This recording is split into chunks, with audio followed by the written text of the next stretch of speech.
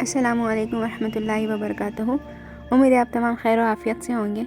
आपसे कुछ बातें शेयर करनी थी। जैसे कि मैं कोई गवर्नमेंट टीचर नहीं हूँ, मैं आपकी तरह एक एस्पिरेंट हूँ जो पहली मर्तबा जो है डीएससी एग्ज़ाम लिखने जा रही हूँ मैं, और मैं कोई एक्सपीरियंस टीचर नहीं हूँ। मेरे ये सीरीज़ लेके आने का मकसद सिर्फ इतना था कि जो भी हम लोग पढ़ चुके हैं मैं उसको एज अ रिविज़न के तौर पर ये सीरीज़ को लेकर आई थी, क्योंकि ना आप लोग कोरे कागज़ है ना मैं ऐसे टीचर हूँ कि आपको पढ़ा रही हूँ। ये सीरीज़ का मकसद सिर्फ इतना था कि जो आप लोग पढ़ चुके हैं अब तक उसकी हम लोग बस प्रैक्टिस करेंगे, ठीक है ना। तो इस बीच अगर कहीं मुझसे कुछ गलती हो जाती है या फिर प्रोनाउंसिएशन मिस्टेक हो जाती है या फिर उर्दू और इंग्लिश में क्वेश्चन बना रही हूँ मैं तो टर्म्स इधर उधर हो जाते हैं, तो आप लोग उसको करेक्शन करने की क्या कहेंगे भाई, आपके पास वो होना चाहिए, क्योंकि आप लोग भी ये पढ़ कर रहेंगे ना। मैं तो पढ़ा नहीं रही हूँ आपको, मैं बस इसलिए कह रही हूँ कि कभी कभार एक्सप्लेनेशन में कोई मिस्टेक हो या फिर प्रोनाउंसिएशन में मिस्टेक हो। भाई मैं भी एक एस्पिरेंट हूँ, मैं भी सीख रही हूँ, ओके ना। तो उसको आप लोग माजरत के साथ करेक्ट कर लीजिए, ओके। चलिए, आज का जो हमारा थीम होगा वो है रेन एंड रिवर। ये जो थीम है हमारा बारिश और दरिया, ये हमारे एससीईआरटी सोशल में 4th क्लास ईवीएस में कुछ है इससे रिलेटेड, 7th क्लास में 2 लेसन है इससे रिलेटेड और 9th क्लास में 1 लेसन है इससे रिलेटेड। तो मैं आपको थीम वाइज लेके चल रही हूँ। तो इंशाल्लाह आज हम लोग तमाम चीज़ों को कवर करते हुए अप टू डिफ़िकल्टी लेवल देखेंगे, ओके। चलिए आगे बढ़ते हैं हम लोग। आज हमारा पहला जो सवाल हो जाएगा वो है the Kings of which dynasty constructed the chains of tanks all over the Telangana. किन राजाओं ने नहरों से जुड़े हुए तालाब तामीर करवाए, कहाँ पर, हमारे तेलंगाना में।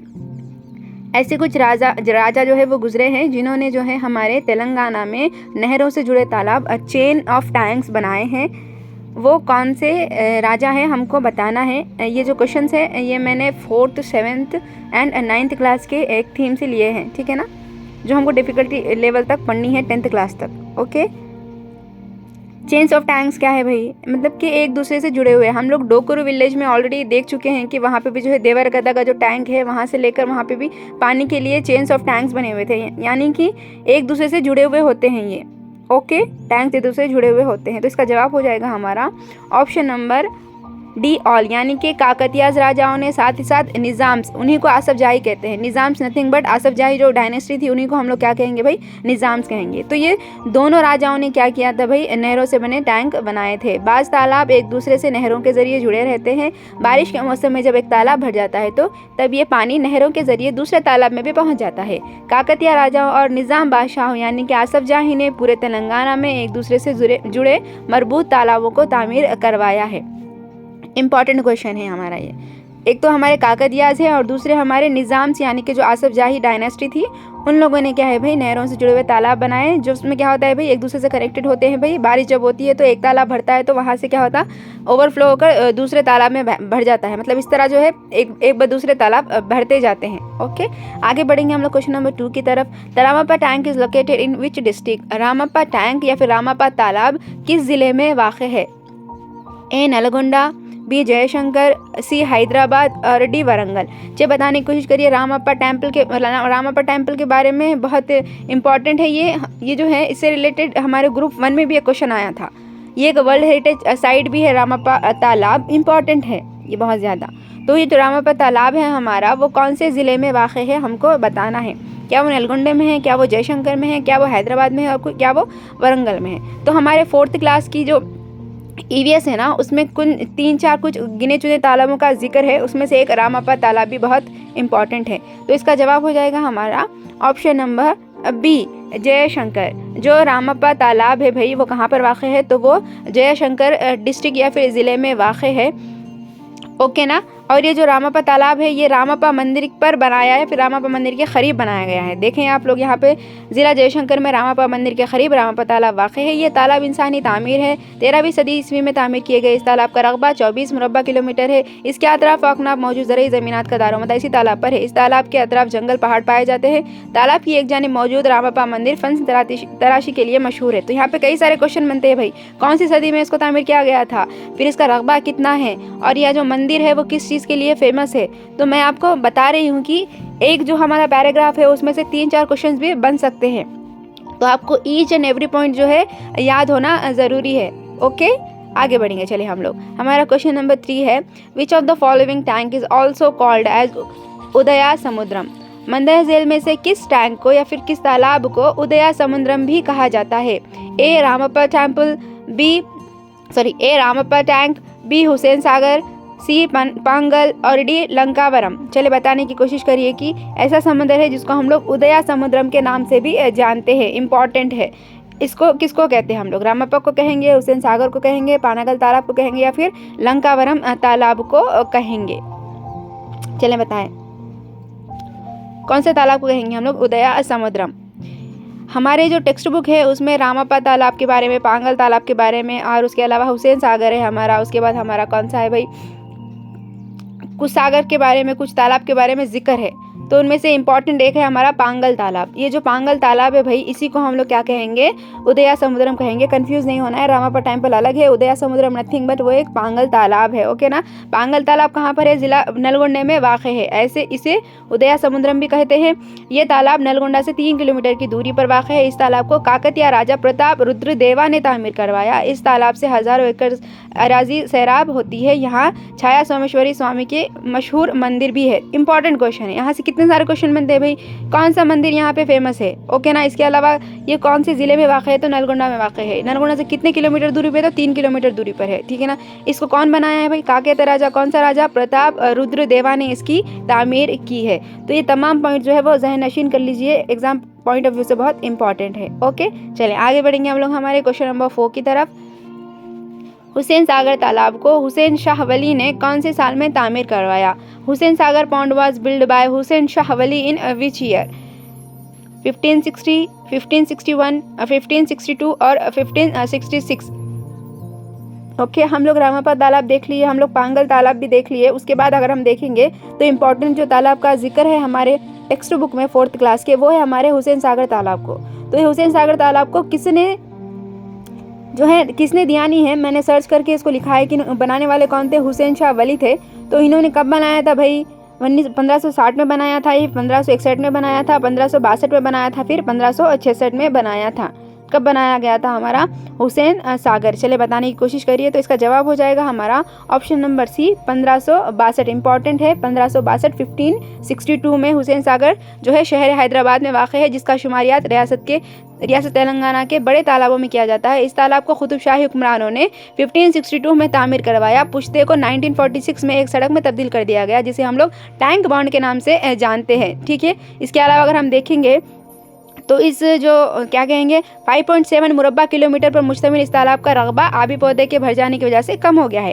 कितना है भाई मुरब्बा इसका? 5.7 है। इसके अलावा 32 फीट गहरे तालाब की तह में मिट्टी जमा होने की गहराई में कमी वाक़ई हुई है। तो इंपॉर्टेंट चीज़ें कुछ है भाई। तो 1946 में इसको क्या है भाई, इसमें सड़क में तब्दील किया गया इसके पुश्ते को। ओके ना, जिसको हम लोग टैंक बॉन्ड कह रहे हैं। फिर 5.7 क्या है भाई, इसका रकबा है। ठीक है ना। अगर हम देखेंगे तो 32 क्या है भाई, गहराई या फीट है इस तालाब की। ये कुछ जो चीज़ें हैं मैंने हाईलाइट की है, वो इंपॉर्टेंट है, याद रखने की चीज़ें हैं। आगे बढ़ेंगे हम लोग क्वेश्चन नंबर 5 की तरफ। उस्मान सागर तालाब का एक और नाम कौन सा है? What is the northern name of Osman Sagar pond? A Lankavaram, B Visakhapatnam, C Dharmavaram और डी गंदीपेट। चलें बताएं। हम लोग देख चुके हैं रामप्पा तालाब देख लिए हम लोग, उसके अलावा हम लोग पांगल तालाब देख लिए, उसके बाद हम लोग हुसैन सागर देख लिया। अब बारी है हमारे उस्मान सागर की। तो उस्मान सागर को एक और नाम से भी जाना जाता है, इम्पॉर्टेंट है। ये भी शहर हैदराबाद में वाक़ है। ओके ना। क्या कहेंगे हम लोग, उस्मान सागर और हुसैन सागर दोनों भी शहर हैदराबाद में वाक़ है। तो हम लोग उस्मान सागर को एक और नाम से जानते हैं, वो नाम कौन सा है? तो इसका जवाब हो जाएगा हमारा ऑप्शन नंबर डी गंदीपेट। जो गंदीपेट तालाब है, जो हैदराबाद के लोग अच्छे से वाकिफ़ होंगे इससे, तो नथिंग बट ये गंदीपेट तालाब जो है किसको कहते हैं हम लोग? उस्मान सागर को ही कहते हैं। ठीक है ना। हैदराबाद में वाक़ एक और अहम तालाब उस्मान सागर है। इस तालाब को मूसी नदी पर तामीर किया गया, इंपॉर्टेंट है।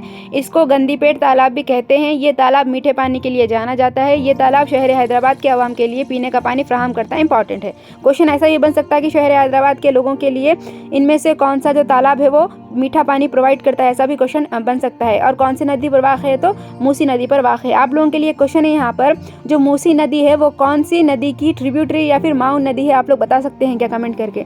मूसी नदी कौन से बड़ी नदी की ट्रिब्यूटरी है, आपको बताना है।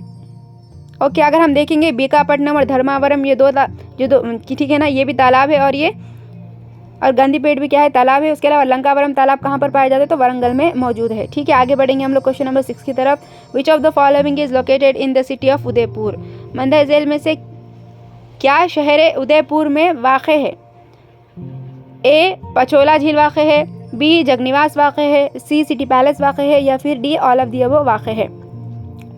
तो इसी लेसन में हमारे तालाबों के अलावा हमारे उदयपुर के बारे में भी जिक्र दिया गया है। तो हमको ये बताना है कि इनमें से जो कौन सी चीज़ें हैं जो शहर है, क्या कहेंगे हम लोग, उदयपुर में पाई जाती है। क्या वहाँ पर पचोला झील पाई जाती है, क्या वहाँ पर जगनिवास है, क्या वहाँ पर सिटी पैलेस है, और या फिर वहाँ पे ये तमाम चीज़ें मौजूद है, आपको बताना है। ठीक है, इंपॉर्टेंट क्वेश्चन नहीं है। चले, इसका जवाब हो जाएगा हमारा option number D, all of the above. क्योंकि जो शहर उदयपुर है ना, वहाँ पर पचोला झील के साथ साथ जगनिवास एक होटल है भाई, ठीक है ना, उसके अलावा सिटी पैलेस भी पाया जाता है।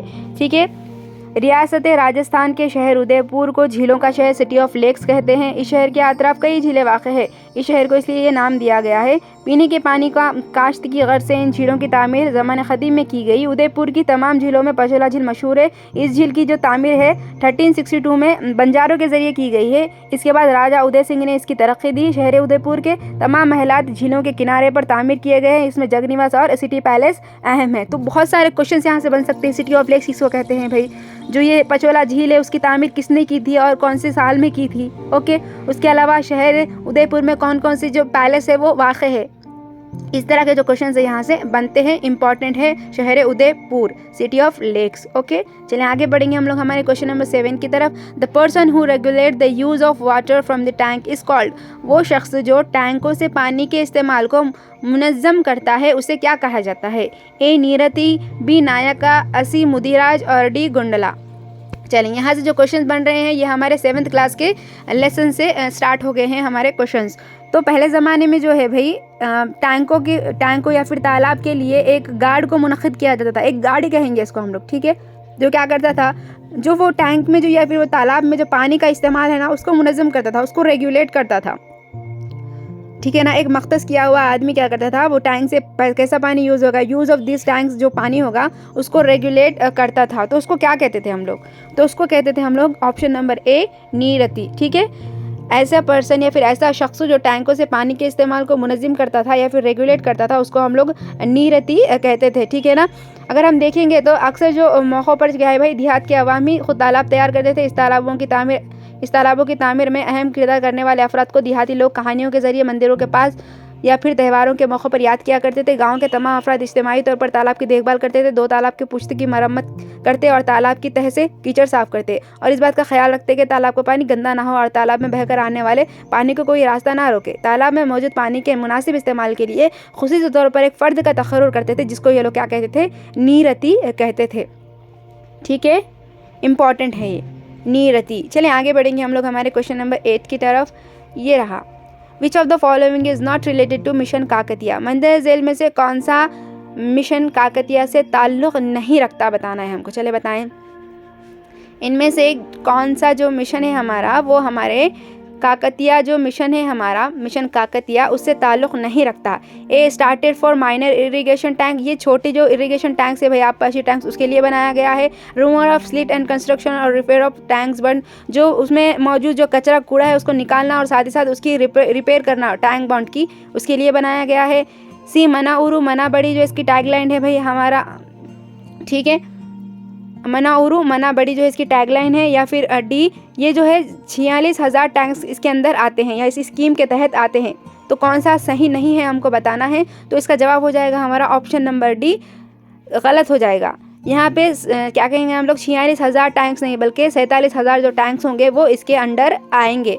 ठीक है ना, इंपॉर्टेंट है। मिशन काकतिया हमारे टेक्स्ट बुक में एज इट इज़ एक दिया गया है, जैसे कि मिशन काकतिया हमारा गांव हमारा तालाब। नई रियासत तेलंगाना के क़याम के बाद हुकूमत तेलंगाना छोटी आबपाशी तालाब के लिए एक प्रोग्राम का आगाज़ की अमल में लाया। इस प्रोग्राम को हम लोग मिशन काकतिया हमारा गांव हमारा तालाब के नाम से मौसूम किया गया है। इसका मकसद तालाब की मिट्टी की निकासी अमल में लाकर गहरा और वसी बनाने के अलावा तालाब की पुश्तों की तामीर है। इस प्रोग्राम के ज़रिए रियासत के 47,000 तालाबों का अहाता किया जा रहा है। इंपॉर्टेंट है, इंपॉर्टेंट। मना और मना बड़ी एक इंपॉर्टेंट है यहाँ पर। और क्या कहेंगे भाई कितने इसमें तालाब क्या कहेंगे इसके अंडर आएंगे, और साथ ही साथ ये कौन से लेवल के, तो माइनर इरिगेशन, छोटे आपाशी तालाबों के लिए प्रोग्राम तैयार किया गया है। ओके, इंपॉर्टेंट है। आगे बढ़ेंगे हम लोग क्वेश्चन नंबर 9 की तरफ। Which of the following is not a fishing community? मंदह झील में से कौन सा माहीगिरी बरदारी नहीं है? बिरादरी नहीं है। ओके, बिरादरी विच मीन्स के कम्युनिटी नहीं है। ओके, मंदह झील में से कौन सी माहीगिरी बिरादरी नहीं है? ए आयाकत, बी गोंडला, सी बेस्ता और दी मुदीरा। चलिए बताने की कोशिश करिए। तो ऐसे कम्युनिटीज़ होते हैं भाई जो मख्तस हो जाते हैं एक ही चीज़ के लिए, जैसा कि कोई हो तो कोई कुम्हारी होता है, ठीक है ना, उसकी पूरी फैमिली कुम्हारी होती है। कोई अगर हजाम होता है तो उसकी पूरी फैमिली हजाम होती है। कम्युनिटी मतलब वो कुछ एक कम्युनिटी, एक रोल क्या है भाई, एक काम को अपनी, आप लोग पहले ज़माने में वर्ना सिस्टम देखे होंगे, मतलब अपने पेशे से क्या है भाई वो कम्युनिटी जानी जाती थी। तो ऐसी कम्युनिटीज़ जो सिर्फ और सिर्फ माहीगिरी या फिर फिशिंग के लिए जानी जाती है, तो उनमें से ये कौन सी नहीं है? तो ऑप्शन नंबर ए जो है आयाकत, वो जो है कम्युनिटी में नहीं आएगी। अगर हम देखेंगे तो बी सी डी तीन भी जो है गुंडला, बेस्ता और मुदीरा, ये हमारे माहीगिरी वाले कम्युनिटीज़ है। Okay, communities. तालाब ना सिर्फ पीने के पानी का जरिया है बल्कि खेतों की आपाशी में भी अहम काम करता है। तालाब मछलियों के जरिए माश भी है। कोई मछलियों के तबके जैसे कि हम लोग देखे थे बेसीता, गंगापुत्रा, कुंडाला और मदीराज तेनुगु तबकात का माशी दारोमदार तालाब और दरियाओं पर मुनहसर है। ठीक है ना। आइए आप मछलियों की ज़िंदगी के मुताल्लिक़ मालूमात सूर्यापेट के ज़िला के देहात से हासिल करेंगे। तो इसमें एक भाई क्या कहेंगे, एक स्टोरी दी गई है, ठीक है ना, कौन से सूर्यापेट के ज़िले के एक देहात की, जहाँ पर मछलियों की ज़िंदगी कैसे गुजरती है, वो लोग कैसे अपना ज़िंदगी गुजारते हैं, कैसे माश का कौन से उनके ज़रिया है, जिस तरह वो मछलियाँ पकड़ते हैं, तमाम डिटेल दी गई है, इंपॉर्टेंट है। तो इसमें जो भी कम्युनिटीज़ के नेम दिए गए हैं आप लोग अच्छे से एक बार देख लें। ओके, आगे बढ़ेंगे हम लोग क्वेश्चन नंबर 10 की तरफ। Where is Veerla Devi tank located? Veerla Devi tank कहाँ पर वाक़ है? क्या वो सूर्यापेट में वाक़ है, क्या वो नलगोंडा में वाक़ है, क्या वो वरंगल में वाक़ है, या फिर वो जयशंकर में वाक़ है? वीरला देवी टैंक, चलें बताएं ये कहाँ पर है? हमारा वीरला देवी टैंक कहाँ पर मौजूद होगा ये?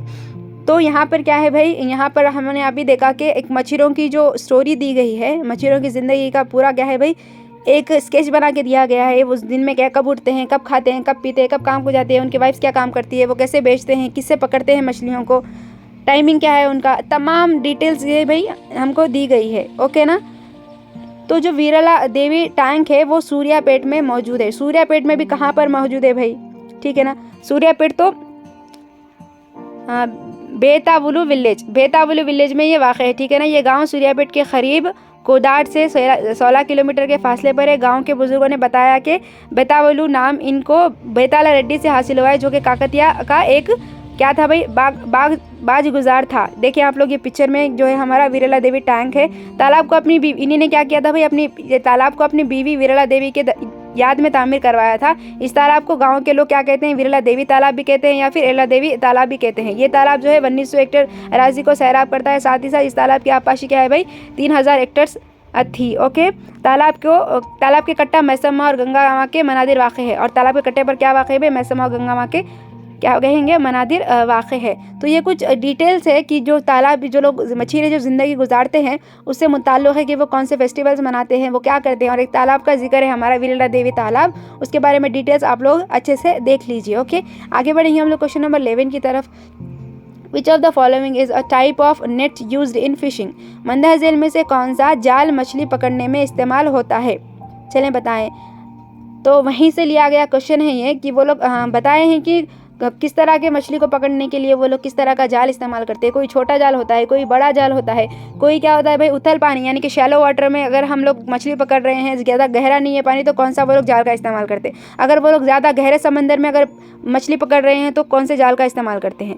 तो जालों के कुछ अक़साम बताया गया है। तो हमारा जवाब हो जाएगा यहाँ पे ऑल ऑफ दी अबव। ये जो तीन है ना, सना पल्लू वाला, डुड्डू वाला और कच्चू वाला, ये तीन भी जो है हमारे नेट के अक़साम है। अगर हम देखेंगे तो मछलियाँ पकड़ने के लिए मछुआरे मुख्तलिफ़ किस्म के जाल इस्तेमाल करते हैं। एक बारीक जाल होता है 30 सुराख पर मुश्तमिल और मोटा जाल होता है 60 सुराख पर मुश्तमिल। तो जो बड़ा जाल होता है भाई उसको ये लोग क्या कहेंगे भाई, इसको ये लोग सनुपला वाला कहते हैं। और जो छोटा जाल होता है, जो छोटा जाल होता है भाई उसको इन्हों सनुपला वाला कहते हैं। बड़े जाल को क्या कहते हैं, दोड्डा वाला कहते हैं। ठीक है ना। इनमें क्या होता है, जाल में लोहा और जुस्त के हल्के होते हैं। ठीक है, इंपॉर्टेंट है। अगर हम लोग इधर देखेंगे तो ये लोग क्या कहते हैं भाई, मछियारे ठहरे हुए पानी में अंदर तक जाकर जाल कौन सा फेंकते हैं, तो कचुला जाल इस्तेमाल करते हैं। अंदर तक जाने के लिए ये लोग कचुला जाल का इस्तेमाल करते हैं। अगर पानी कम गहरा हो तो ये सर्वे वाला जाल का इस्तेमाल करते हैं। तो कुछ जालों का इसमें जिक्र है, तो ये 4 जालों के बारे में भी डिटेल दी गई है, आप लोग अच्छे से एक मरतबा देख लीजिए, ठीक है। ये तमाम भी जो है जालों के अक़साम है जिसके ज़रिए वो मछली पकड़ते हैं। चलिए आगे बढ़ेंगे हम लोग क्वेश्चन नंबर 12 की तरफ। Which of the following is not a type of impervious rock, मंदर झील में से कौन सी गैर मसामदार चट्टान की किस्म नहीं है। 2 तरह के चट्टान होंगे भाई, एक मसामदार और गैर मसामदार। नाम से ही जाहिर है, मसाम का मतलब होता है पोर्स, पोर्स यानी कि बारीक बारीक सुराख। तो ऐसे चट्टान होते हैं भाई जिनके जो क्या कहेंगे सतह पर सुराख मौजूद होते हैं, उसको हम लोग मसामदार कहेंगे। कुछ ऐसे भी चट्टान होते हैं भाई बहुत सॉलिड, बहुत सख्त, बहुत हार्ड होते हैं, उनमें कोई भी शिगाफ या फिर कोई भी सुराख मौजूद नहीं होता, उसको हम लोग गैर मसामदार कहेंगे। तो क्वेश्चन में यही पूछा जा रहा है कि इनमें से एक जो है गैर मसामदार नहीं है, यानी कि 3 गैर मसामदार होंगे। तो इसका जवाब हो जाएगा हमारा ऑप्शन नंबर ए, सैंडस्टोन। जो सैंडस्टोन है भाई वो मसामदार है, गैर मसामदार नहीं है, ठीक है। सैंडस्टोन क्या है भाई, एक मसामदार हम क्या कहेंगे चट्टान है। अगर हम तेलंगाना की बात करेंगे तो ऐसे पत्थर या चट्टानें जिनमें शिगाफ या छोटे छोटे सुराख होते हैं, जिनमें पानी वाफिर मकदार में मौजूद होता है, इन्हें हम लोग मसामदार चट्टान कहते हैं। अगर इसकी मिसाल देखेंगे हम तो तेलंगाना के चंद इलाकों में सैंडस्टोन जैसे पत्थर मसामदार चट्टान की मिसाल है। बाज़गार की चट्टानें जैसे ग्रानाइट, कड़पा, चूने का पत्थर, ओके ना, लाइमस्टोन वगैरह, ये भी क्या है भाई, ये गैर मसामदार की मिसाल है। ये बहुत सख्त होते हैं, जिनमें मसामात नहीं पाए जाते हैं, इनके पानी में पानी जो है जज्ब नहीं होता है, ज़मीन या आमतौर पर इन चट्टानों या पत्थरों के ऊपरी हिस्से पर जमा रहता है, ठीक है ना। लिहाजा इन्हें गैर मसामदार चट्टानें भी कहते हैं। अगर हम देखेंगे तो हमारी रियासत जो तेलंगाना है ना, वहाँ पर ऐसी गैर मसामदार चट्टानें ही ज़्यादा मकदार में पाई जाती है। इसके अलावा एक और इम्पोर्टेंट चीज़ है इसके अंदर, क्या है भाई, जिनमें ज़ेर ज़मीन चट्टानों के दरमियान पानी जमा रहता है, आबी परत कहलाती है। वो इंपॉर्टेंट है, वो परतें जिनमें क्या कहे भाई ज़ेर ज़मीन जो है पानी पाया जाता है, वो एक्वीफायर या फिर क्या कहेंगे उसको हम लोग आबी परतें कहेंगे, इंपॉर्टेंट है। चलें आगे बढ़ेंगे हम लोग हमारे क्वेश्चन नंबर 13 की तरफ। वाटर गेट्स पर्क्यूलेट्स थ्रू देम, इनके ज़रिए पानी टपकता या मुख्तर होता है, यानी कि कौन से चट्टानों के ज़रिए जो है या फिर कौन से पत्थरों के ज़रिए जो है पानी जो है ख़तरा बा ख़तरा जमा होता है या फिर टपक टपक कर या मुख्तर होकर एक उससे गुजरते हुए जमा होता है, हमको बताना है कौन से चट्टानों में के ज़रिए। ओके, शैल रॉक्स के ज़रिए, हार्ड रॉक्स के ज़रिए, सैंड रॉक्स के ज़रिए या फिर सॉफ्ट परवियस रॉक्स के ज़रिए। चले बताएं, इसका जवाब हो जाएगा हमारा option number D, soft pervious rock, यानी कि नर्म मसामदार जो चट्टानें होंगी ना भाई, उनके अंदर क्या होता है भाई, पानी जो होता है मुख्तर होता है या फिर उसमें वो क्या कहेंगे ख़तरा बा ख़तरा जमा होता है। आप लोग यहाँ पे देख सकते हैं, यहाँ पे एक शक्ल दी गई है भाई, तो यहाँ पे जो हमारे सॉफ्ट परवियस रॉक है ना, उसके अंदर क्या होता है भाई, पानी क्या है ख़तरा बा ख़तरा जमा होता है। क्यों? क्योंकि ये एक मसामदार चट्टान है, नाम से ही जाहिर हो रहा है सॉफ्ट परवियस, यानी कि नर्म और मसामदार। ये एक क्या कहेंगे चट्टान की किस्म है जिसमें क्या होता है भाई सुराख मौजूद होते हैं और ये नर्म होता है, जिसकी वजह से क्या होता है भाई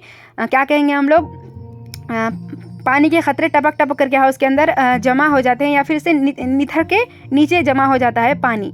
ओके, इम्पॉर्टेंट है हमारी। और जहाँ पर जिन परतों में पानी जमा होता है उसको हम लोग एक्वीफायर कहेंगे। ओके, चलिए आगे बढ़ेंगे हम लोग हमारे क्वेश्चन नंबर 14 की तरफ। ये रहा, this should be done to increase a water table, ये ज़ेर ज़मीन पानी को बढ़ाने के लिए किया जाना चाहिए।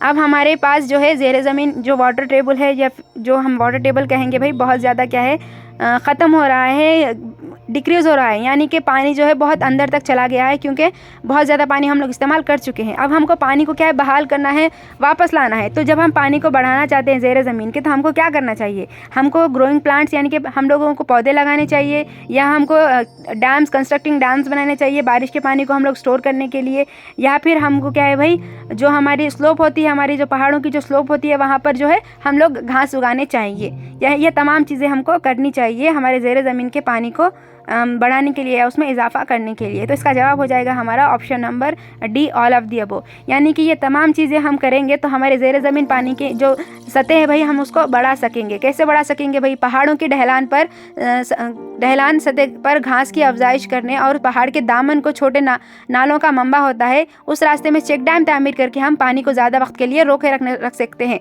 रोके रखने से क्या होता है भाई, ज़ेर ज़मीन सतह आपको दोबारा हासिल करने के मौके मिलते हैं। लेकिन रियासत के ज़्यादातर इलाकों में जज्ब होने वाले पानी की मकदार से भी ज़्यादा मकदार में पानी की निकासी हो रही है। इससे मुराद हम ज़ेर ज़मीन जज्ब होने वाले पानी की मकदार से ज़्यादा पानी का इस्तेमाल कर रहे हैं। जंगलात के कटाव की वजह से भी ज़ेर ज़मीन में पानी जज्ब होने वाली पानी की मकदार क्या है भाई, उसमें कमी वाक़ई हो रही है, जिसकी वजह से सतह आब में तेज़ी से गिरावट आ रही है। हर साल निस्फ मीटर से 2 मीटर तक ज़ेर ज़मीन सतह में कमी वाक़ई हो रही है। ये इंपॉर्टेंट है। हर साल क्या हो रहा है भाई, हाफ से लेकर 2 मीटर तक जो है ज़ेर ज़मीन में जो क्या है पानी में कमी वाक़ई हो रही है। इसकी वजह क्या है, जंगलात की कटाई है। ओके, इंपॉर्टेंट है ये। चलेंगे आगे बढ़ेंगे हम लोग हमारे क्वेश्चन नंबर 15 की तरफ। The lowermost layer of the atmosphere is, फ़िज़ा की या फिर फ़िज़ाई कुर्रे की सबसे निचली परत कौन सी है? ए स्ट्रेटोस्फीयर है, बी मीज़ोस्फीयर है, सी स्ट्रेटोस्फीयर है और या फिर डी थर्मोस्फीयर है। चलें बताएं। अब शायद हम लोग अब कहाँ घुस गए हैं भाई, 7th क्लास का एक चैप्टर, उसके बाद हम लोग 9th क्लास में जाने वाले हैं। जो डिफ़िकल्टी लेवल है वो हमको 9th क्लास तक पढ़ना है हमारा, ठीक है ना। तो ये 9th क्लास का लेसन है हमारा एटमॉस्फेयर, उसका ये क्वेश्चन है हमारा, the lowermost layer of the atmosphere कौन सी है? फ़िज़ाई कुर्रे की जो है सबसे निचली परत कौन सी है, हमको बताना है। तो इसका जवाब हो जाएगा हमारा ऑप्शन नंबर सी, ट्रोपोस्फियर। आप लोग ये ऑलरेडी पढ़ चुके होंगे। जो हमारा फ़िज़ाई कुर्रा होता है भाई, वो कितनी परतों पर मुश्तमिल होता है। तो इसकी सबसे पहली जो निचली परत होती है वो है हमारी ट्रोपोस्फियर। ट्रोपोस्फियर फ़िज़ा की सबसे निचली परत है। उसकी औसत बुलंदी कितनी है, 13 किलोमीटर है। जो खुदबेन के करीब कितनी है भाई, 8 किलोमीटर होगी और ख़त्ते इस्तिवा के करीब 18 किलोमीटर होगी। ट्रोपोस्फियर की परत ख़त्ते इस्तिवा पर मोटी रहती है क्योंकि ताकतवर हवा की गर्दिश हरारत को बड़ी बुलंदियों पर मुंतकिल करती है और खुदबेन पर इसकी जो परत होती है वो पतली होती है। ये इंपॉर्टेंट है हमारे ट्रोपोस्फियर के रिलेटेड। इसकी जो औसत जो क्या कहेंगे बुलंदी है वो तो 13 किलोमीटर है, लेकिन ये क्या होता है भाई, ये हमारे ख़त्ते इस्तिवा पर मोटी होती है और हमारे खुदबेन पर क्या होती है, ये पतली होती है। खुदबेन पर 8 किलोमीटर है भाई और हमारे क्या कहेंगे ख़त्ते इस्तिवा पर 18 किलोमीटर है। इंपॉर्टेंट है ट्रोपोस्फियर सबसे निचली परत। ओके, आगे बढ़ेंगे हम लोग। The ozone layer is present in, जो ओजोन की परत है या फिर जो ओजोन लेयर है वो कौन से परत में पाई जाती है, हमको बताना है। क्या वो आयनोस्फीयर में पाई जाती है, क्या वो स्ट्रेटोस्फीयर में पाई जाती है, क्या वो एक्सोस्फीयर में पाई जाती है या फिर वो ट्रोपोस्फियर में पाई जाती है? चलिए बताएं। तो जो हमारा फ़िज़ाई कुर्रा है भाई, उसको हम लोग मुख्तलिफ परतों में डिवाइड कर दिए। एक तो परत है हमारी सबसे पहली वाली जो है हमारी ट्रोपोस्फियर, उसके बाद है स्ट्रेटोस्फियर, उसके बाद है मीज़ोस्फियर, उसके बाद है थर्मोस्फियर, उसके बाद है एक्सोस्फियर। ये 5 परतों में क्या है हमारे फ़िज़ाई कुर्रे को क्या है तकसीम किया गया है। इसके अलावा ये फ़िज़ाई कुर्रे की हर परत में कोई ना कोई खासियत है या फिर कोई ना कोई उसके खुसूसियात है जो हमको पढ़नी है।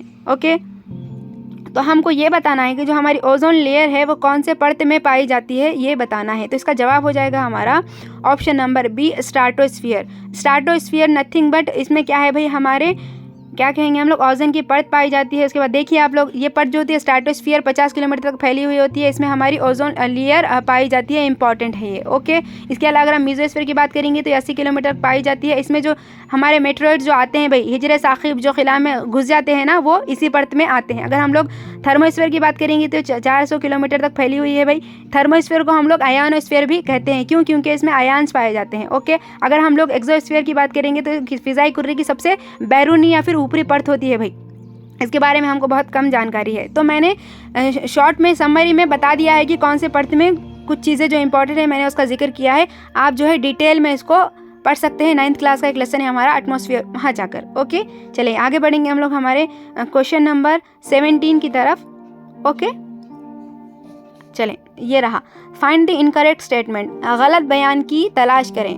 इनमें से जो है एक गलत बयान है, उसकी हमको तलाश करनी है। चले बताएं। ये पहला जो बयान है वो क्या कहता है, homosphere extends up to height of 90 kilometre. जो होमोस्फीयर है भाई वो 90 किलोमीटर तक क्या कहेंगे हम लोग फैला हुआ है। B, it consist troposphere, stratosphere, mesosphere. अब जो हमारा होमोस्फियर है उसमें उसमें ट्रोपोस्फियर पाया जाता है, उसमें स्ट्रेटोस्फियर पाया जाता है, उसमें मीज़ोस्फियर पाया जाता है। ऑप्शन नंबर सी क्या है, homosphere is also known as ionosphere. जो होमोस्फीयर उसको हम लोग आयनोस्फीयर भी कहते हैं।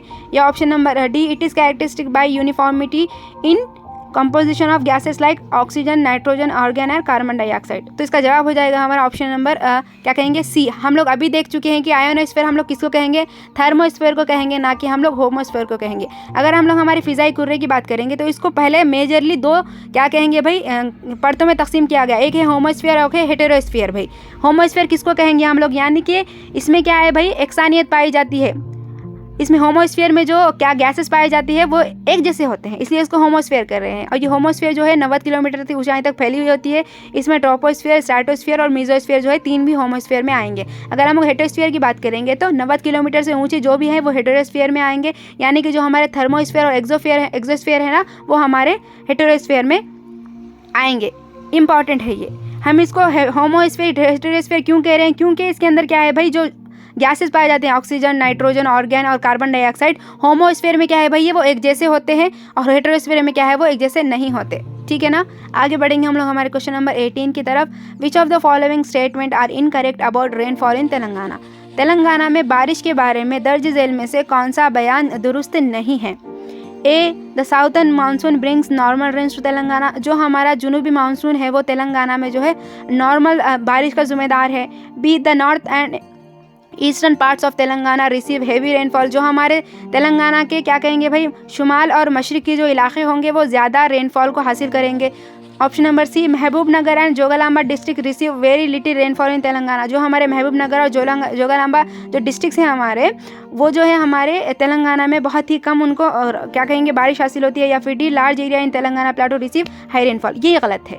जो डी है वही गलत है, क्योंकि जो हमारा क्या कहेंगे डेक्कन प्लाटो है, प्लाटो की खासियत ये है कि भाई वहाँ पे बारिश बहुत कम होती है, बारिश ज़्यादा नहीं होती है। तो हमारा तेलंगाना जो प्लाटियो होगा वो लेस क्या करेगा, रिसीव करेगा रेनफॉल, ना कि हाई करेगा। उसके अलावा तमाम जो ऊपर के 3 है बयान वो सही है। हमारा साउथ मानसून जो होगा भाई वो नॉर्मल बारिश लेकर आएगा, और हमारे जो नॉर्थन ईस्टर्न यानी कि शुमाल और जो हमारे मशरक़ी इलाके होते हैं वो ज़्यादा क्या कहेंगे हम लोग बारिश को हासिल करते हैं। और साथ ही साथ जो हमारा महबूब नगर और जोगालांबा डिस्ट्रिक्ट है वो खहत साली यानी कि हमेशा वहाँ पे खुश्क साली बनी रहती है। क्यों? क्योंकि वहाँ पे बहुत कम बारिश होती है। ये 3 भी जो है करेक्ट है। लास्ट का हमारा ऑप्शन डी गलत हो जाएगा, क्योंकि तेलंगाना जो है एक प्लाटो है, एक सतह मुर्तफ़ा है। हम डोकुर विलेज में पढ़ चुके हैं कि सतह मुर्तफ़ा होता है, वहाँ पे बारिश बहुत ज़्यादा कम होती है, ना कि ज़्यादा होती है। चले आगे बढ़ेंगे हम लोग हमारे क्वेश्चन नंबर 19 की तरफ। The percentage of water on the earth surface, ज़मीन की सतह पर पानी का फीसद कितना है बताना है हमको। हमको पता ही है क्या कहते हैं हम लोग कि हमारी जो ज़मीन है, जो ज़मीन बनी गई है, तो 3/4 यानी कि अगर हम लोग ज़मीन के पूरे 4 हिस्से कर लेंगे तो 3 हिस्सों पर पानी पाया जाएगा भाई। ठीक है ना। और एक हिस्से पर क्या है, ज़मीन या फिर खुश्की पाई जाएगी।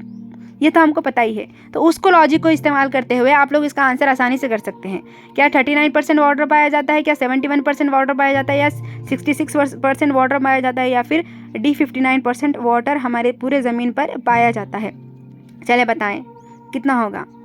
लॉजिकली भी देखें तो हम इसका आंसर कर सकते हैं। तो इसका जवाब हो जाएगा हमारा ऑप्शन नंबर बी 71, यानी कि पूरे हमारे ज़ेरे ज़मीन पर 71% जो है पानी पाया जाता है, और बकिया जो हमारा 29% होगा वो हिस्से पर क्या है भाई ज़मीन या फिर खुश्की पाई जाएगी। यानी कि अगर हम लोग 4 हिस्से करेंगे तो 3/4 जो होगा भाई वो उस पर पानी पाया जाएगा। ठीक है ना। और 1/4 जो होगा उसके ऊपर क्या है भाई हमारी ज़मीन पाई जाएगी। बहुत ही इम्पॉर्टेंट है। अब वो एक अलग क्या कहेंगे क्लासिफिकेशन है कि हमारा जो पानी है उसमें खारा पानी कितना है, उसमें हमारा मीठा पानी कितना है, समंदर में कितना पानी है, हमारे क्या जो हमारे बड़े बड़े जो बर्फ़ के तोदे बने हुए उसमें कितना पानी मौजूद है, हमारे नहरों में कितना पानी है, हमारे ज़ेर ज़मीन कितना पानी है, वो एक अलग बहस है। लेकिन हमको नॉर्मली ये बात करनी है कि हमारे ज़ेर ज़मीन में पूरा टोटल कितना पानी है। तो 71% जो है हमारे टोटल ज़ेर ज़मीन पर पानी होगा।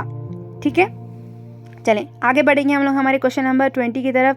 This may take place in the form of dew, fog, rain, snow and hail. इनमें से क्या जो है हमको क्या कहेंगे भाई शबनम के फॉर्म में होगा, फिर फॉग के फॉर्म में होगा, बारिश के फॉर्म में होगा, या फिर स्नो के फॉर्म में होगा, या फिर हेल के फॉर्म में ये अमल होगा। क्या वो इवेपोरेशन होगा, क्या वो पर्सिपिटेशन होगा, क्या वो कंडेंसेशन होगा, या फिर वो सब्लिमेशन होगा।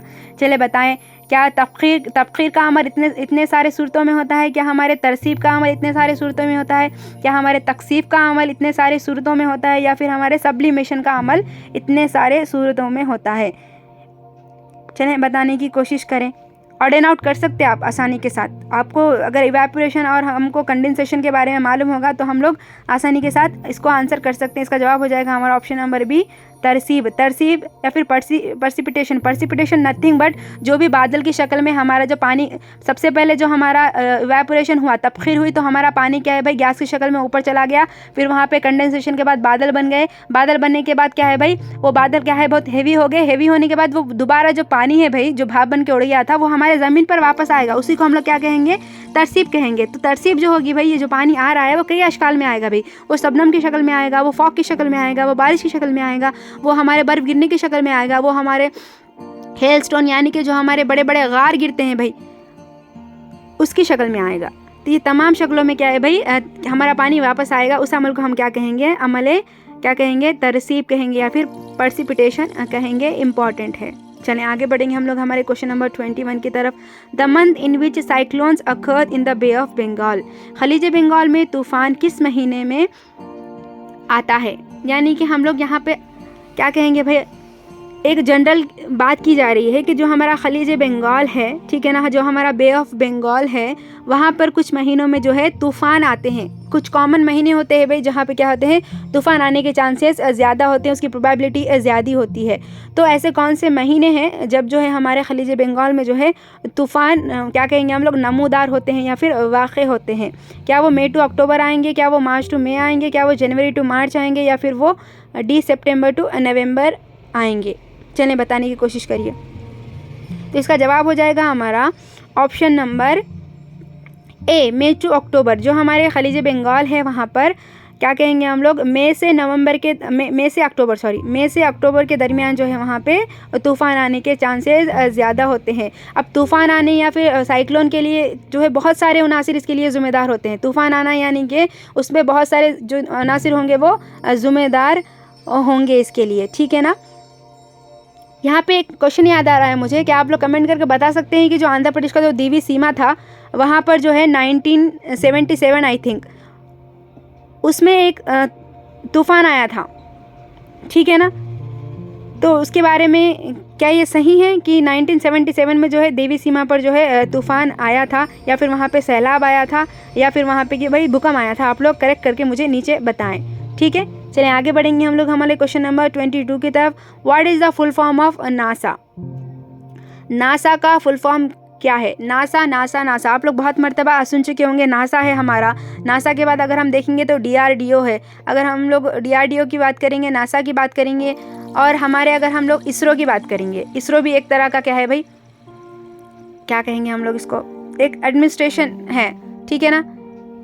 तो ये क्या है भाई, आप लोग नाम सुन के होंगे। नासा ने क्या है रॉकेट दागे, इसरो ने रॉकेट दागे, तो हमारे नासा का फुल फॉर्म क्या हो जाएगा। क्या वो National Air and space Administration होगा, National Air and Satellite Administration होगा, National aeronautics and space Administration होगा, या फिर National Aeronautic and Satellite Administration होगा। क्या है भाई फुल फॉर्म क्या है हमारे नासा का, इंपॉर्टेंट है। इसका जवाब हो जाएगा हमारा option number C, national aeronautics and space administration. Important है। नासा का फुल फॉर्म क्या है, national aeronautics and space administration जो है ये नासा का फुल फॉर्म है भाई। फिजाई कुर्रा गैसों का समंदर है जो ज़मीन को घेरे हुए होता है। इसका मतलब हम सब गैसों के समंदर में तैरते हैं, जैसे मछलियाँ पानी के समंदर में तैरती है। जब हम ज़मीन की जसामत से तकाबुल करते हैं तो फिजाई कुर्रा एक बहुत ही बारीक गिलाफ है जो ज़मीन के घेरे हुए होता है। फ़िज़ाई कुर्रा तकरीबन 1000 किलोमीटर मोटा होता है। ये इंपॉर्टेंट है। हमारी जो मोटाई कितनी है फ़िज़ाई कुर्रे की, तो 1000 किलोमीटर है। रियासत हाय मुत्तहदा अमेरिका की खिलाई एजेंसी, अब नासा कहाँ की खिलाई एजेंसी है भाई, तो ये अमेरिका की खिलाई USA की खिलाई एजेंसी है कि तौज़ी के मुताबिक ज़मीन की जसामत एक बास्केटबॉल की तरह है, तो फ़िज़ाई कुर्रा इसकी अतराफ लिपटी हुई प्लास्टिक शीट की तरह होगी। इंपॉर्टेंट है। ये बयान किसने दिया है, नासा ने दिया है कि अगर हम लोग कंसिडर करेंगे हमारी ज़मीन एक फुटबॉल है, तो उसके अतराफ जो थिन प्लास्टिक की जो शीट होती है ना, वो नथिंग बट वो हमारा फ़िज़ाई कुर्रा हो जाएगा। इंपॉर्टेंट है ये। और हमारे फ़िज़ाई कुर्रे की मोटाई कितनी है, तो 1000 हो जाएगी। ओके, चलें आगे बढ़ेंगे हम लोग हमारे क्वेश्चन नंबर 23 की तरफ। What is the percentage of water vapour in the atmosphere. हमारा जो फ़िज़ाई कुर्रा है उसमें जो पानी के बुखारात है, पानी के बुखारात का जो परसेंटेज होगा वो कितना होगा। क्या 78% पानी के बुखारात पाए जाएंगे, क्या 21% पानी के बुखारात पाए जाएंगे, या फिर 0.03% बुखारात पाए जाएंगे, या फिर 0.4% बुखारात पाए जाएंगे। चलें बताइए। जो हमारा फ़िज़ाई कुर्रा है भाई वो कई सारे गैसों का मिक्सचर है, ठीक है ना, कई सारे गैसों का मजमा है। उसके अंदर नाइट्रोजन पाया जाता है, ऑक्सीजन पाया जाता है, कार्बन डाइऑक्साइड पाया जाता है, ऑर्गन पाया जाता है, बहुत सारे गैसेस पाए जाते हैं। उसके अलावा पानी के बुखारात भी इसके अंदर पाए जाते हैं। तो कितने परसेंट में पाए जाते हैं भाई? तो 0.4%। जो हमारे 100% में 0.4% जो है हमारे पानी के बुखारात यहाँ पे पाए जाते हैं। फ़िज़ाई कुर्रे में कई गैसें हैं, लेकिन ऑक्सीजन क्या है भाई 21% है, नाइट्रोजन जो है वो 78% है, और दूसरी गैसों का तनासुब बहुत कम है, जिनमें नियॉन, ऑर्गन, कार्बन डाइऑक्साइड, ये तीन मिलकर 0.3% है। ओके, कितना है भाई? 0.3% इनका हजम होगा। अगर हम लोग मीथेन और अमोनिया भी इसमें शामिल होंगे। अगर हम देखेंगे तो पूरे फ़िज़ाई कुर्रे में आबी बुखारात की मकदार तकरीबन 0.4% होगी। बहुत ही इम्पॉर्टेंट है, ठीक है ना।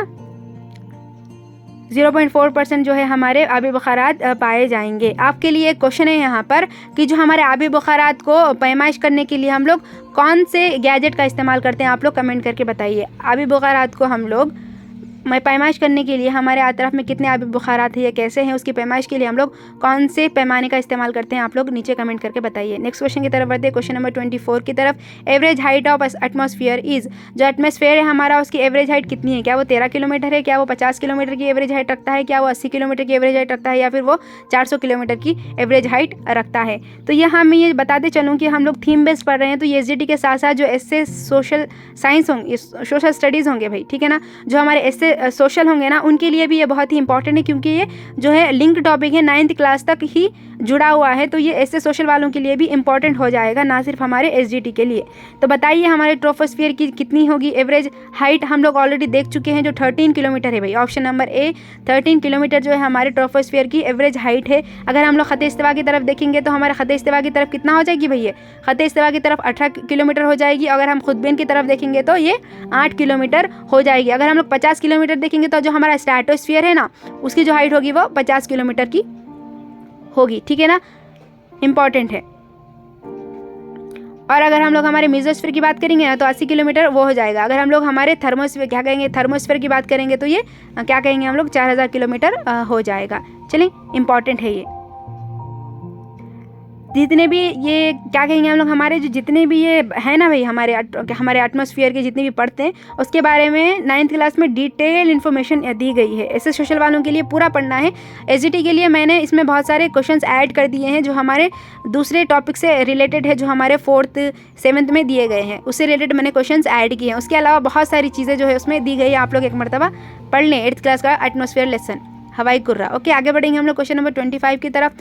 If air moves at a slow pace and we feel comfortable in them it is called, यानी कि अगर हवा बहुत धीमी रफ्तार से चल रही है और हम इसमें आरामदायक महसूस हो रहे हैं या फिर आराम महसूस कर रहे हैं, तो इस हवा को हम लोग क्या कहेंगे? क्या उसको हम ब्रीज या फिर नसीम कहेंगे, कि उसको वाइंड या फिर बात कहेंगे, उसको गस्ट या फिर झक्कड़ कहेंगे, या फिर डी उसको स्टॉर्म या फिर आंधी कहेंगे? आप लोगों को एक बात बता दूं, जो मैं क्वेश्चन बना रही हूँ ना, ये क्वेश्चन बनाने के लिए आप लोग कहे थे कि बाइलिंगुअल बनाओ। मैं टेक्स्ट बुक दोनों सामने रख रही हूँ, इंग्लिश मीडियम की टेक्स्ट बुक, उर्दू मीडियम की टेक्स्ट बुक, क्योंकि इसमें जो टर्म्स है भाई वो हमारे नॉर्मल सुने हुए नहीं है, जैसा कि नसीम, बाद, झक्कड़, आंधी, ये सुने हुए नहीं है। तो उर्दू की टेक्स्ट बुक और इंग्लिश की टेक्स्ट बुक दोनों को प्रेफर करना पड़ा क्वेश्चन बनाते वक्त।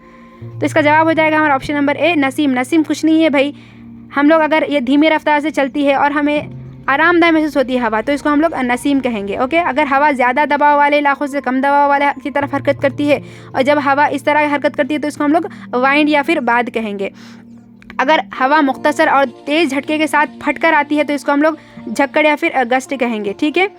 इसके अलावा क्या कहेंगे भाई हम लोग, अगर बहुत तेज़ी से हरकत करते के अतराफ की चीज़ों को फूंक मारते हुए अगर हवा आती है तो इसे हम लोग आंधी कहेंगे, ठीक है। इसको हम लोग स्टॉर्म कहेंगे। 4 टाइप बताई गई हैं यहाँ पे हवा की, ठीक है ना, आप लोग देख लीजिए। आंध्र प्रदेश के साहिल पर हम साइक्लोन को देखते रहते हैं, जो बहुत ज़्यादा तेज़ रफ्तार से हवाएँ आती है, तो ये क्या कहेंगे, स्टॉर्म या फिर साइक्लोन एक अलग तरह की हवा की टाइप हो जाएगी। तो हमको 4 के बारे में दिया गया है, वो आप लोग अच्छे से देख लें, ठीक है। आगे बढ़ेंगे हम लोग हमारे क्वेश्चन नंबर 26 की तरफ। Which of the following statement is incorrect? मंदर झेल में से कौन सा बयान गलत है?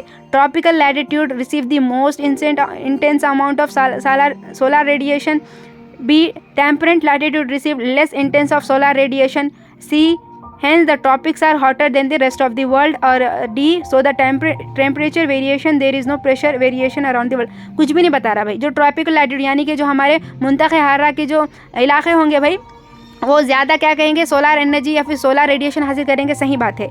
अगर हम टेम्परेट क्या हम मुतदिल इलाकों की बात करेंगे तो वो कम सोलर इंटेंस रेडिएशन हासिल करेंगे, ये भी सही बात है।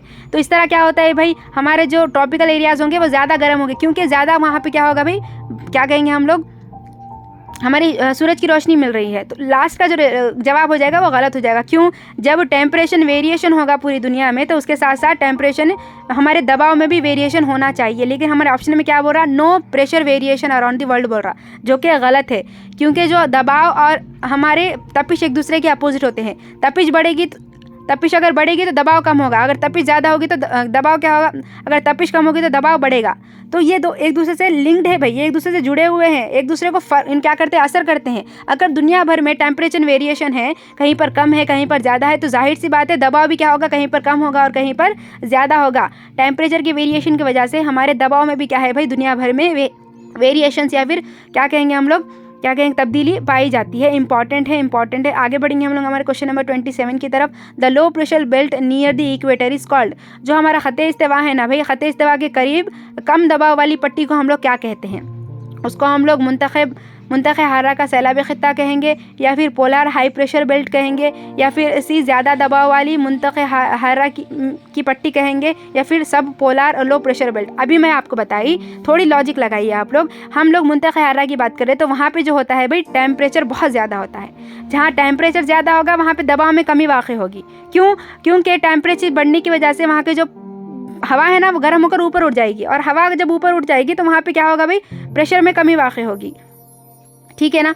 तो हमारे जो इक्वेटर के अतराफ जो प्रेशर में कमी वाक़ई होगी, उस बेल्ट को हम लोग क्या कहेंगे, उस बेल्ट को कहेंगे हम लोग मुंतखे हारा का सैलाबी खित्ता, इंटर ट्रॉपिकल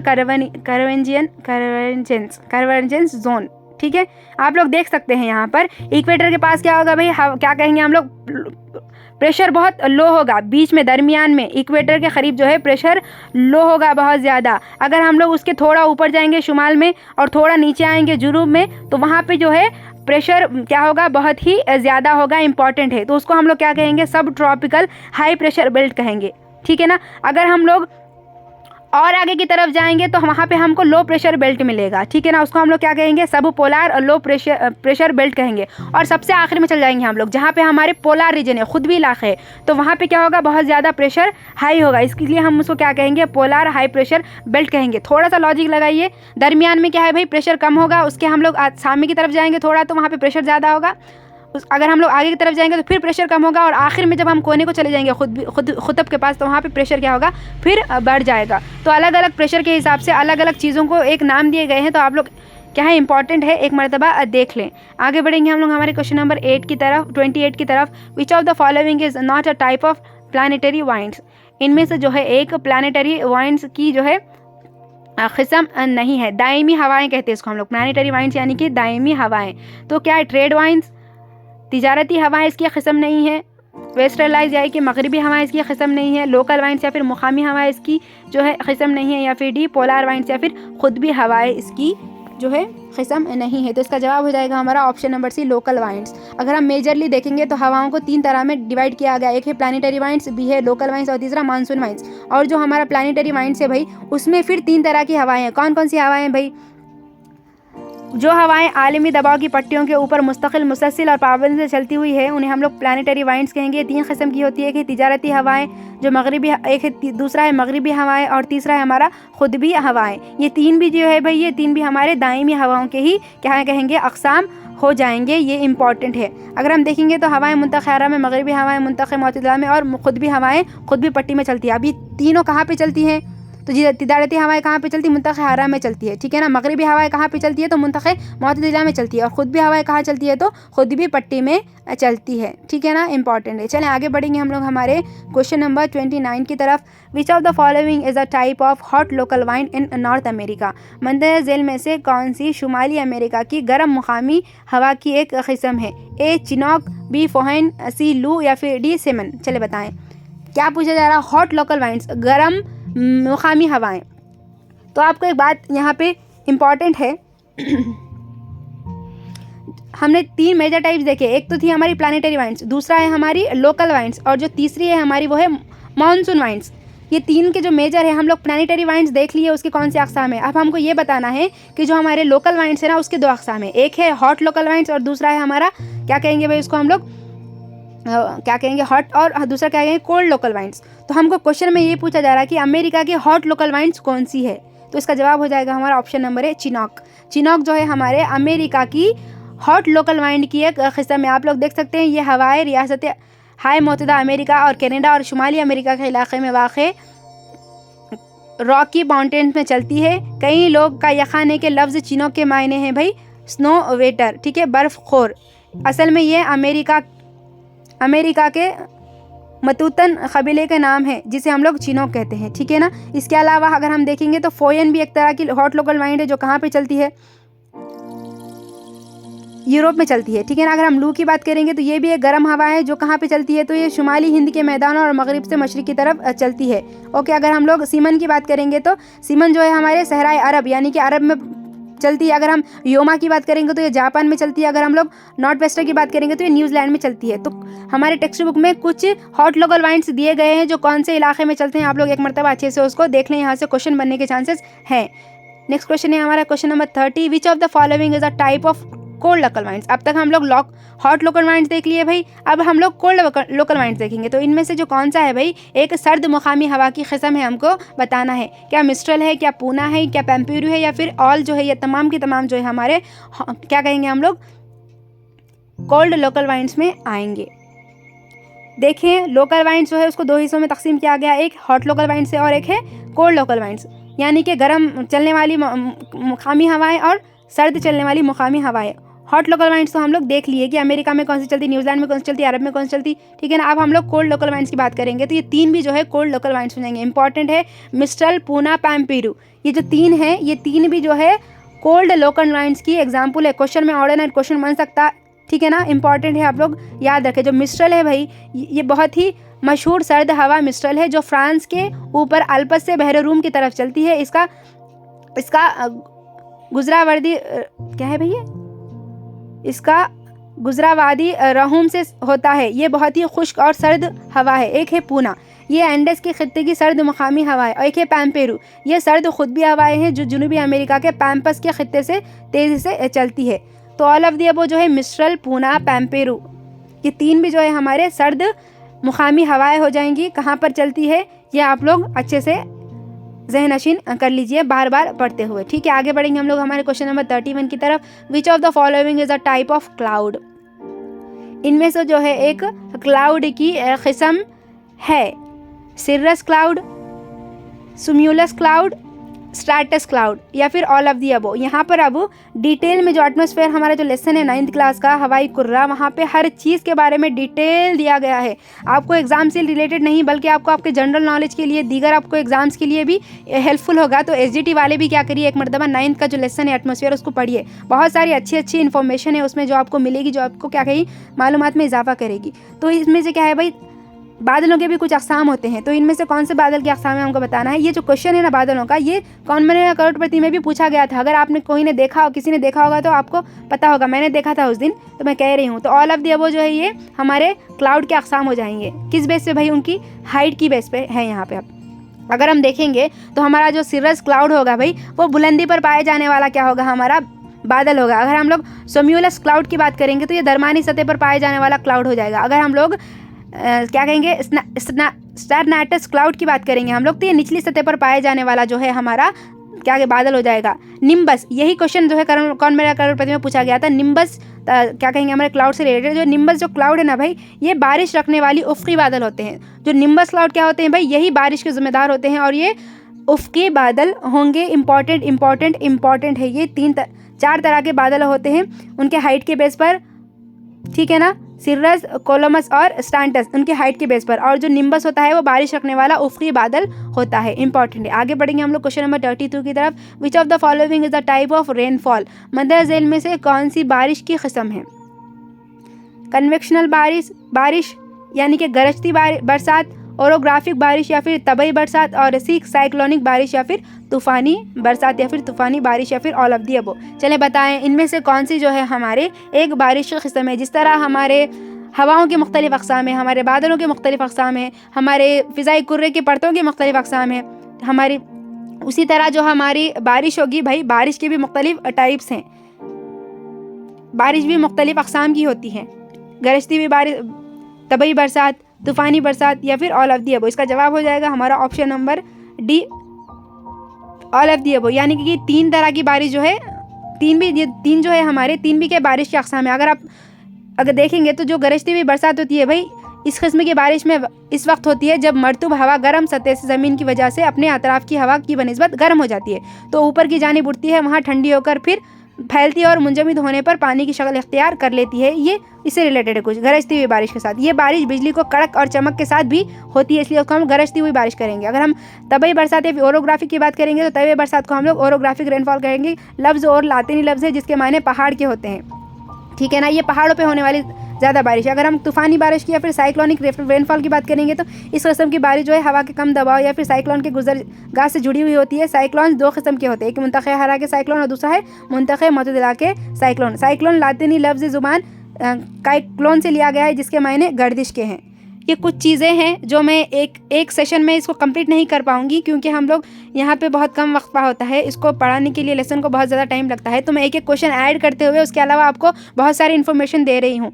आपका काम बनता है कि आप लोग जाकर एक मरतबा अच्छे से उस लेसन को क्या है पढ़ लीजिए। ओके, आगे बढ़ेंगे हम लोग क्वेश्चन नंबर हमारे 33 की तरफ। Between the latitude of dash and dash north and south of the equator due to the trade winds rainfall is heavier on the eastern coast and decrease towards the west coast। हमको ये बताना है कि कौन से latitude से लेकर कौन से लैटिट्यूड तक नॉर्थ और साउथ में इक्वेटर के क्या होता है भाई, ट्रेड वाइंड की वजह से जो है बारिश ज़्यादा होती है ईस्टर्न कोस्ट पे, और वेस्टर्न कोस्ट की तरफ क्या है बारिश कम हो जाती है। कौन से लैटिट्यूड की हम बताना है हमको, तो इसका जवाब हो जाएगा हमारा option number B 10 and 30 latitude, ठीक है ना। जो 10 and 30 लैटिट्यूड है भाई, जो कि हमारा नॉर्थ और साउथ इक्वेटर का लैटिट्यूड है, वहाँ पर क्या होता है भाई ट्रेड वाइंड की वजह से, ठीक है ना। जो हमारे हम लोग देख चुके हैं, जो हमारे तिजारती हवाएं होती है ना, उसकी वजह से क्या होता है, जो हमारे ईस्टर्न कोस्ट है ना वहाँ पे बहुत ज़्यादा बारिश होती है, जबकि हमारे क्या होता है वेस्टर्न कोस्ट पे क्या होता है